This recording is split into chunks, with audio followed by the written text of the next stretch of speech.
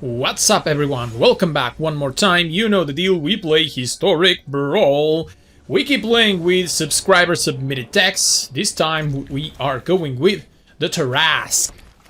Submitted by Thea. She told me that you are an avid mono green player. I would like you to enjoy my Tarrasque deck. And how can I say no? Because mono green is my jam.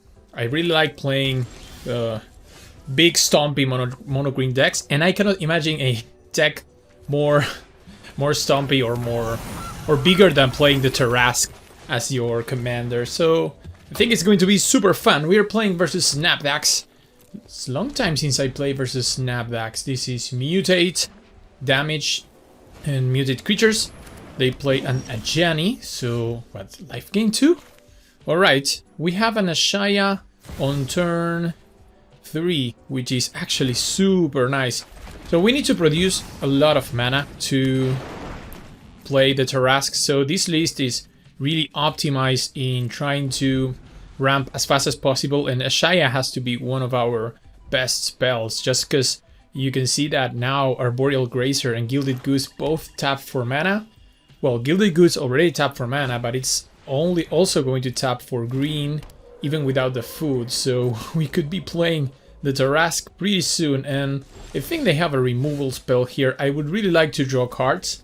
I'd actually like to return of the Wild Speaker, draw 8 cards, but I'm pretty sure they could go kill my Ashaya, and then that should be such a blowout. So maybe we could play Migration Path and ramp. Or we could try to return of the Wild Speaker on their turn. So we shouldn't do anything right now. I think I have to just attack them and see if they give us a window for the card draw effect of the return of the Wild Speaker. Because if we draw 8 cards, we are going to be super good in this game. So opponent is a life gain version of Snapdax.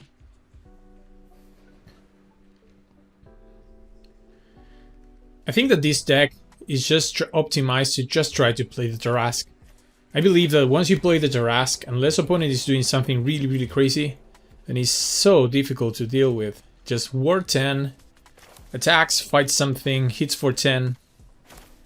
Of course it doesn't have trample, so that's one of the challenges that we have to overcome with our deck building strategies. Oh, one thing to Thea.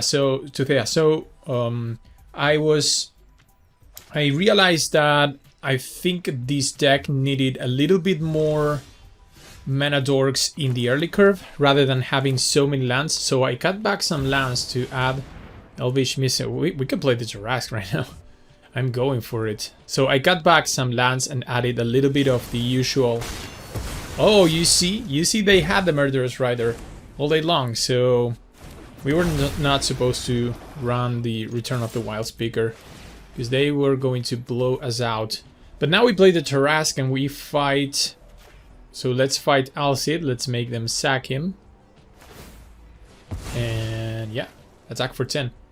So the thing I was saying is that I had to add the Paradise Druids, the Elvish Mystics. I really thought, like, you have to be playing those early. But just a couple of modifications. It's almost the entire same list you sent me. There's Snapbacks, but I don't know if that's going to be enough.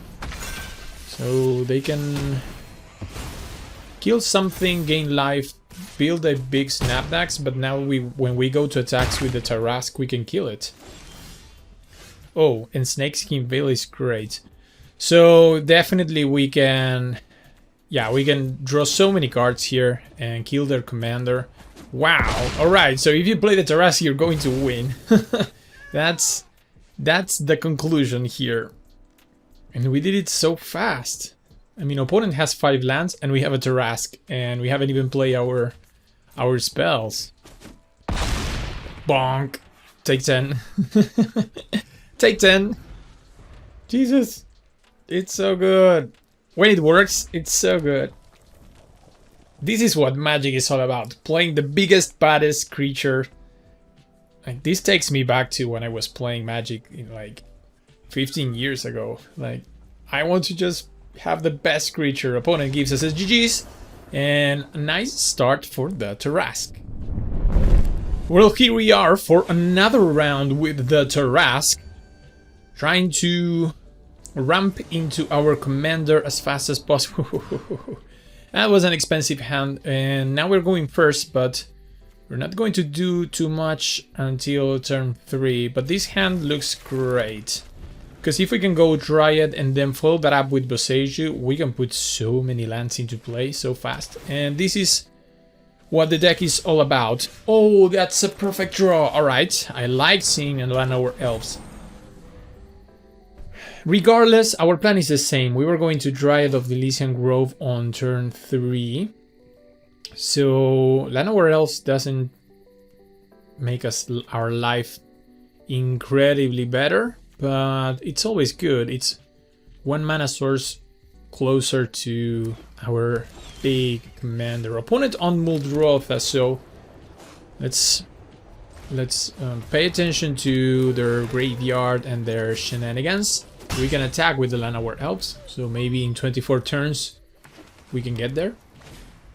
So many tap lands for the opponent and the Mind Stone. Ooh, great hand. Alright, so we can play 2 lands each turn. We can go Boseiju, grab 2 forests, draw 2. We can put both into play thanks to the Dryad, and then we can ramp with the Springbloom Druid. Oh my god, this deck can produce so much mana so fast. Wow, we have 7 lands in play and opponent has 3. Jesus, okay. 1 more land and we could be Tarrasking. If not, we can go Greyhenge or we can go Kogla. Opponent Elspeth's Nightmare. Alright, so taking care of the Llanowar Elf. Going to delay our commander. Opponent. Alright, so we can't still play the Tarrasque. We will go Greyhenge, set up a little bit. Of course, we want to start drawing those sweet cards.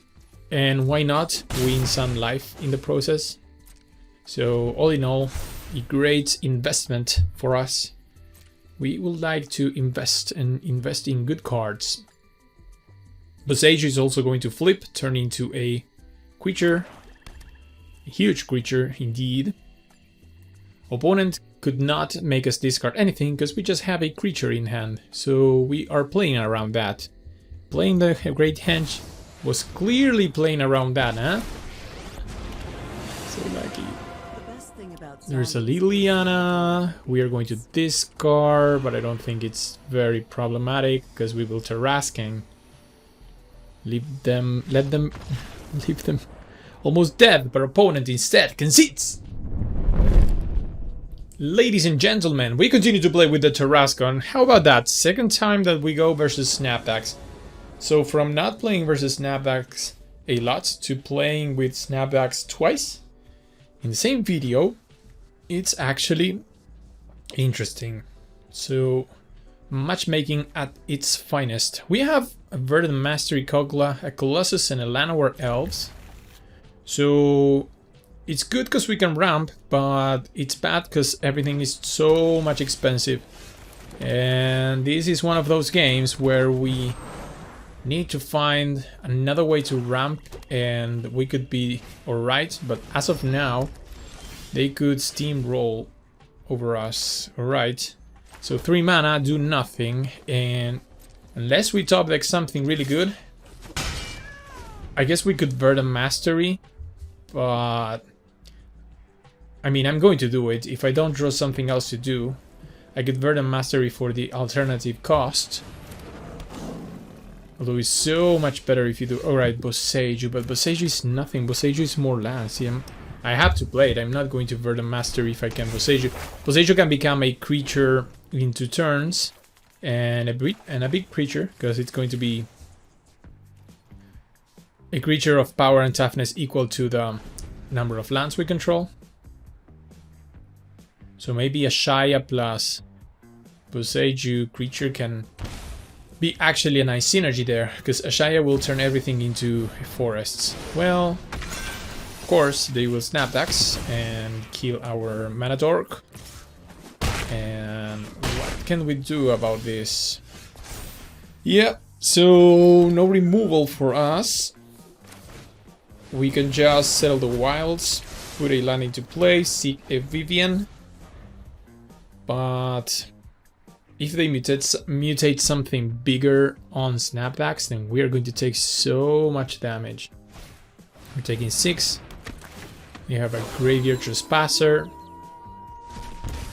So maybe Kogla can take us out of this situation if they have nothing else. Kogla fight Snapbacks. We have to try it, right? We have to try it. Yep, let's do it. Right, resolves and... protection. Alright. That's a bummer. So...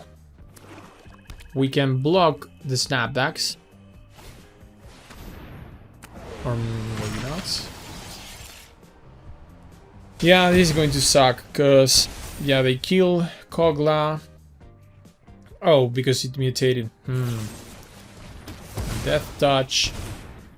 Wow, Snapbacks looks so much fun. Alright, they got us. Ooh, I gotta play with the sweet Snapback list. It looked really fun. But our deck is even more fun, because this is mono green. And look at this, we have the Elvish Mystic on turn 1. We can then go Kami. Let's see if we can draw many more lands. We could be in one of those games where we could have 6-7 mana by turn 3. So here we play the Kami. This gives us the opportunity to play another land. And I believe in this case I will go Snow Cover Forest plus playing the Leafkin. So how about that? Casually having 5 mana sources on turn 2. Yikes. Alright, opponent with an Infernal Grasp. There's an Ulamog. Alright, so I guess here we could give them 1 land to ramp 2. If we can make use of our mana so much more efficiently than them. I don't want to wait for 6 mana to do this, right? Let's try. How bad can it be? How bad can this be? We grab 4, 1 goes to them, 2 goes to our battlefield, and we put 1 of those in our hand. So I think it's a good trade-off for us. Opponent with 4 mana, but that's the risk that we have to run. Looking at our board, or at the cards we have in hand, it's so good, and Cultivate is going to ensure that we will hit those spells in the next turn. So we find another forest, we can attack them for 2, and we have 1, 2, 3, 4, 5, 6, 7, 8. So next turn we're going to have 9 mana sources, if the Elvish Mystic survives. If they play a creature here, then Tarask is going to fight it, and we will damage them for 1,000,000. And then maybe they die to their own black market. They need to play another creature here, because they have to block the Tarask. Because the thing is, with Ward 10, there's no... wow. I don't care. Oh, we need 4... well... we're going to play the Tarask nevertheless. We have 8 mana and 9 with the land in hand. Yeah. So this deck, if you play the Tarask and you make your mana base work, you're going to have so much fun. Here we go, a 10-10 that fights the 3-2. Wow, this is unfair. This creature is so good. They go to 4, so even if they board wipe here, and get rid of the Tarrasque. I think they're going to die to their own black market triggers. And they actually do, yes! Good opponent! Well, here we are for another round with the Tarrasque, going to play versus Meria, and this is one of those decks that I hate going against. Meria is so explosive. We are going to mulligan because we need a way to go faster than them. I think this is a terrible matchup for us. Just terrible matchup. Going to 6, trying to go faster than them. I don't think we go faster than a Meria deck. Bomat Courier on turn 1. Going to start the exile of cards. Maybe in the future they will refill their hand with the Bomat Courier. Yeah, this is a very tough and miserable matchup for us. Opponent plays a Prophetic Prism, cantrips, and sets up their artifacts for the future, for future usage with their commander. More lands. Exactly what we don't want to see anymore. Lands. We're going to have 5 forests in hand. Opponent thinking, ooh, this guy has 5 spells in hand. I have to be careful. Joke's on you, opponent. We just have 5 lands. They had told me, you play forests, you win. Forest and islands are the best cards in the game. Alright, Augury is cute. Maybe we can play more lands from the top. Oh, look at that. Ramp. No, this matchup is unwinnable for us. Just the way some other matchups are like a blast to play because you know we're going to steamroll over them, this is a miserable matchup for us. But this is the nature of the game. Meria is going to suffer so much against counter spells or removal, because they play so many artifacts that are not terrible but are not good either on their own, so but they are great against us. Alright, we find the land at the top. We could migrations, but I think I'm going to just concede here because there's nothing to be done. They will start the exile, and I don't want to drag this game for too long, because even Blast Zone is not good.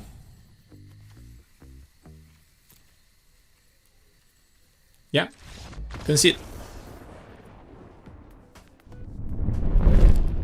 This will be our last round playing with the Tarrasque. Facing Mishra, claimed by GX. We are going first. Opponent is on Rakdos Mishra. Trying to perhaps meld Mishra into the big badass melded version of Mishra. Hope that they don't find the Phyrexian Dragon engine. But they are all about finding that piece. We can have one of those games where we start ramping a lot into the north. We could maybe go Oracle. We'd also protect Oracle with the Snakeskin Veil, which is really nice, with so many lands that we have. Alright, play the Snowcover Forest and hold up Snakeskin Veil. Again, 5 mana on turn 3. Then we can play 2 more lands next turn. Opponent, Ashnod Salter. Alright. For the sacrifice synergies, more lands. Alright, yes, more lands. That's exactly what we want to see. And next turn we're going to draw a Dryad. We have 7, 8. We're going to have 8. Hopefully we see another land in the top of our deck, and we might be able to go to Tarrasque next turn. Opponent Bitter Reunions. Going to discard something to draw 2. Oh, look at that. They discarded, casually discarding a Phyrexian Dragon engine, so we have to kill them. That's the name of the game. Let's kill the opponent before they do their thing. There's the land. There's the land we wanted to see. And I don't even care if they kill the Oracle. I'm positive they cannot kill the Tarrasque. They would have to go removal spell on Oracle plus sacrifice spell for us to sacrifice the Tarrasque. Other than that, this is too much pressure. Just attacking with a hasty 10-10. Can you imagine if this guy had trample? Wow. Opponent Baleful's Mastery the Oracle. That's alright. That is alright. Vivian is a very nice follow-up for next turn, because if we can make 3 threes after 3 threes, then I don't know how our opponent is going to win. Even if they go... I mean, if they want to meld, they would have to play right now the Mishra. But what can they do? Because we will Tarrasque the Mishra away from the game again. Prosper is good, because Prosper has Death Touch. And I cannot give Indestructible to the Tarrasque. So Prosper is actually one of the best things I could find. Alright, so how do we do it? We could go Vivian and start to deploy a board? Ooh, alright. I might have to go Vivian. Huh? Alright, alright. Bonus game! Yeah.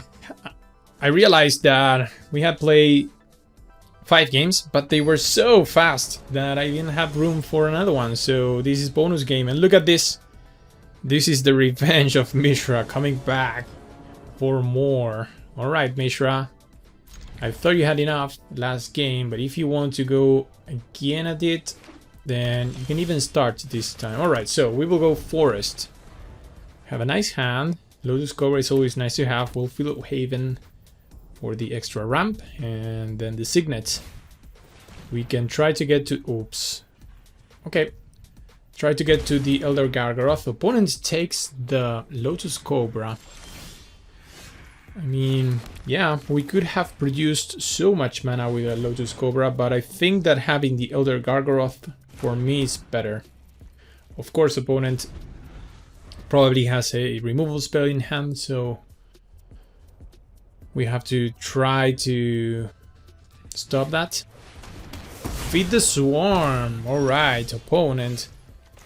I see you, I see you. So we could go Arcane Signet, set up for next turn, where we could play Gargaroth. I still think like we try to put pressure on them.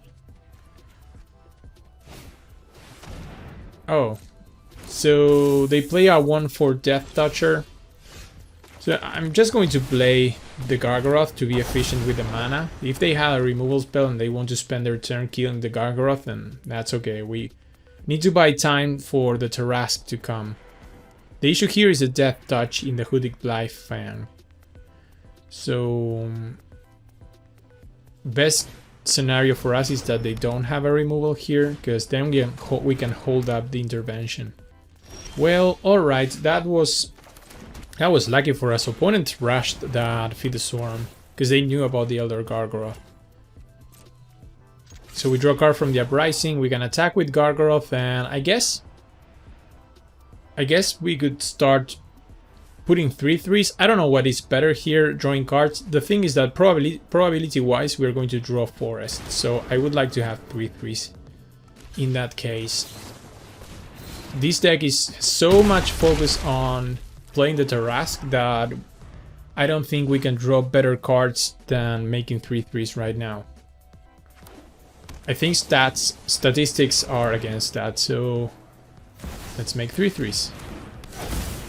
Alright, so 3/3s are not very good when they play Sky Sovereign. And there you see, we have the land on top of our deck. But lands are still good, because I'm not going to play 3/3s anymore if they have a Sky Sovereign. And, well, this time it paid off, because we can play Kogla here. And even though we cannot fight Kogla, make it fight, we can draw a card from the Uprising. But even better, if Kogla attacks, it's going to destroy their artifacts. Yes, an opponent realizes that, and that's a 2-0 versus Mishra. So this is the end of the video. Thanks again to Thea for sending this beautiful list. I hope I make you proud. playing the Tarrasque. If you enjoyed this video and you're not a subscriber, consider subscribing to this channel for daily Historic Brawl videos. If you are a subscriber, please comment, please give a like if you enjoy this video. We will see each other on a future video far ahead, not tomorrow.